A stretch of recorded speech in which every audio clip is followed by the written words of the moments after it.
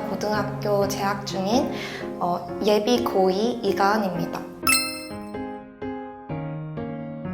시험 관련해서 생각했을 때는 나쁘지 않은 것 같아요. 시험 난이도는 쉬운 편이고 학생 수도 많아서 시험을 망쳐도 어느 정도 커버가 돼서 그 점은 좋은 것 같아요. 하지만 학교 분위기 자체가 좋은 편이 아니어서 그 점은 좀 힘든 것 같아요. 시험 기간이 시험 기간 같지가 않아요. 분위기 많이 타는 친구들은 시험 기간 때 좀 힘들어할 것 같아요.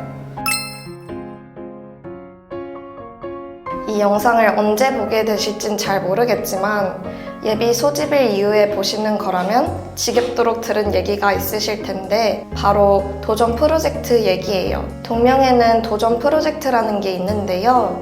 진짜 꼭꼭 하시는 걸 추천해드려요. 특히 1학년 1학기 때. 도전 프로젝트는 1학기 때 한 번, 2학기 때 한 번 할 수 있는데요. 진짜 2학기 때는 너무 바빠서 2학기 때 하는 건 좀 빡세요. 저도 2학기 때 하려고 했는데 뭔가 수행평가와 세특 채우기 활동들, 시험 준비 등과 같은 이유로 못했어요. 그러므로 정말 1학기 때 하시는 걸 강력 추천드립니다. 그럼 도전 프로젝트에서 뭐를 하는 것인가 싶으실 텐데요. 도전 프로젝트는 자신이 탐구할 주제를 정하고 탐구 보고서를 쓰고 결과물을 내는 활동이에요. 자신이 가고 싶은 과가 명확히 있다면 그와 관련된 보고서를 작성하시면 돼요. 그럼 자신은 아직 무슨 과를 갈지 생각해 본 적 없다 하시는 분들은 그냥 탐구 주제를 예를 들어서 영어 등급 올리기 이런 걸로 하셔서 자신이 이를 해내기 위해 얼만큼 노력했는지 결과물과 보고서를 작성하시면 돼요. 그럼 예를 든 걸 가지고 결과물을 작성한다고 했을 때 결과물은 자신이 노트를 장만해서 거기에 자신이 틀린 문제를 쓰고 자신만의 해설지를 만들거나 하는 식으로 제출하시면 돼요. 도전 프로젝트 얘기는 어딜 가서든 많이 들으셨을 것 같으니 여기까지 하고 생기부 채우는 얘기를 할게요. 동명은 수행평가를 본 후 활동보고서를 쓰라는 과목들이 있어요. 저희가 쓴 활동보고서를 토대로 선생님들이 세특을 작성해 주세요. 그래서 자신이 가고 싶은 과가 있다 하시면 그 활동보고서에서 어필하면서 작성하시면 돼요. 그래서 이런 활동보고서를 쓸 때나 아니면 수행평가를 할 때에는 AI가 써준 것을 그대로 복붙해서 쓰시면 안 돼요. AI한테 아이디어는 얻을 수 있지만 그대로 쓰게 되면 AI는 한정적으로 단어를 사용해서 그걸로 과목 선생님들은 AI를 돌렸는지 안 돌렸는지 다 아셔요. 그러니까 그냥 AI는 사용하지 않는다 생각하세요. 그리고 생각보다 AI도 완전히 틀린 개념을 알려줄 때도 잦아요. 그리고 수행평가. 진짜 중간고사, 기말고사 준비한다고 수행평가를 대충 하지 마세요. 생각보다 수행평가 비중이 커요. 그래서 수행평가에서 1점만 깎여도 리스트가 좀 커요. 그러니 수행평가도 열심히 챙기면서 합시다. 제가 제일 중요한 걸 아직 말씀을 안 드렸는데요. 바로 출석이에요. 출석이 진짜 너무 중요해요. 미인정 하나만 있어도 자신이 원하는 대학교 가기가 쉽지 않아요. 질병 결석도 자신이 진짜 아파서 빠진 거라 해도 막 한 달에 4-5번 빠졌다 하면 당연히 대학에서는 뽑지 않겠지요. 아파도 자신이 어느 정도 버틸 수 있을 것 같다 하시면 그냥 버티세요. 진짜 못 참을 정도다 하실 때나 빠지시거나 조퇴하세요. 비교과 내용을 요약하자면 도전 프로젝트는 꼭 해라, 생기부 채울 때 AI는 쓰지 마라, 수행평가 잘 챙겨라, 결석 조퇴 너무 많이 하지 말라는 내용이었어요. 2학년 선택 과목들은 인문계열 과목들과 자연계열 과목들로 나눌 수 있어요. 인문계열 과목들로는 경제, 지리, 세계사, 정법, 윤사가 있고 자연계열 과목들로는 물리, 화학, 생명, 지구가 있어요. 제2 외국어는 프랑스어랑 일본어가 있고 선택 과목들은 제가 추천한다 뭐한다 할 수는 없을 것 같아요. 자신 있는 과목이나 아니면 희망하는 과에 유리한 과목들로 선택하면 되지 않을까 싶어요. 어쨌든 2학년 선택 과목은 2학기 때 선택하게 되니 시험을 치러보고 결정하시는 걸 추천해드려요.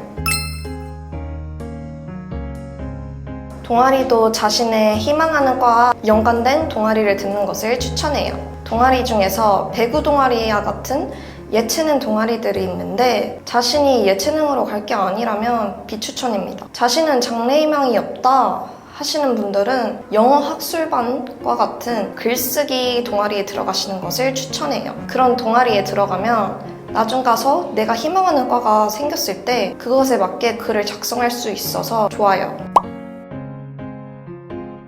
동명은 다른 학교와 달리 학생회가 다른 동아리와 병행하면서 할 수가 없어요. 그래서 학생회에서 하는 일과 관련된 과를 가고 싶은 게 아니라면 그냥 다른 동아리에 들어가서 생기부를 챙기는 게 더 좋을 것 같아요. 저는 우선 수학 과목을 좀 열심히 공부해주면 좋을 것 같아요.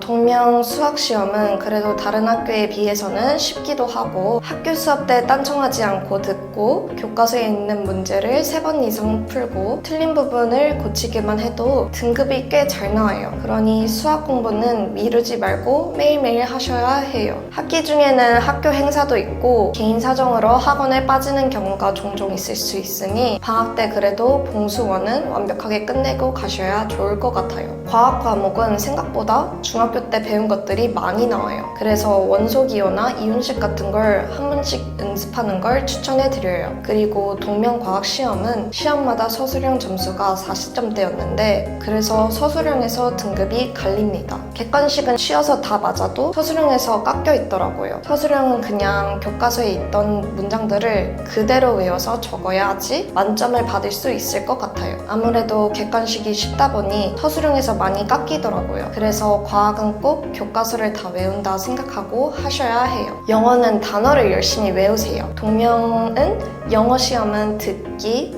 모의고사, 본문, 단어 다 있는데 생각보다 단어 문제에서 등급이 많이 갈리는 것 같아요. 방학 때 한 번씩 단어책 한 바퀴 돌고 가시는 걸 추천해요. 특히 영어 예문 같은 것도 상세히 다 체크하면서 공부하셔야 해요. 역사는 그냥 시험 4주 전부터 노트 정리하고 교과서도 많이 회독하다 보면 어느 정도 점수는 나오더라고요. 그런데 역사 1등급을 맞고 싶으시면 그냥 100점 맞을 생각으로 공부하셔야 해요. 역사는 100점이 좀 많이 나와서 1등급이려면 90점대 후반이나 그냥 100점이어야 되더라고요. 그렇다고 해서 지금부터 미리 역사를 배워둘 필요는 없으시고 그냥 중학교 때 배운 것들을 복습할 겸 한 번씩 교과서를 훑고 오시는 걸 추천해드려요. 사회도 그냥 학교에서 배운 것을 토대로 공부하면 되는 거여서 굳이 방학 때 미리 공부해오고 그럴 필요는 없을 것 같아요. 굳이 하고 싶으시면 특강이나 인터넷 강의를 들으세요.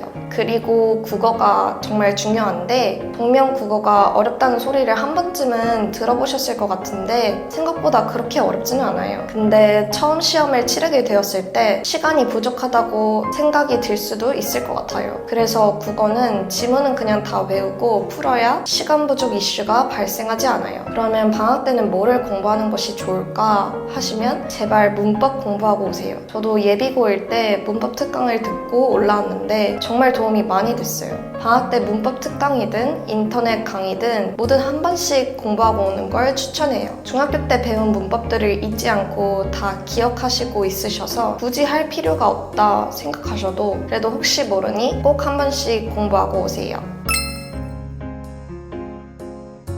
이제 고등학교 올라올 것을 생각하니 좀 두렵고 걱정이 많으실 것 같은데 너무 걱정하지 마시고 좋은 친구들 많이 사귀시고 좋은 일만 가득하길 바랍니다.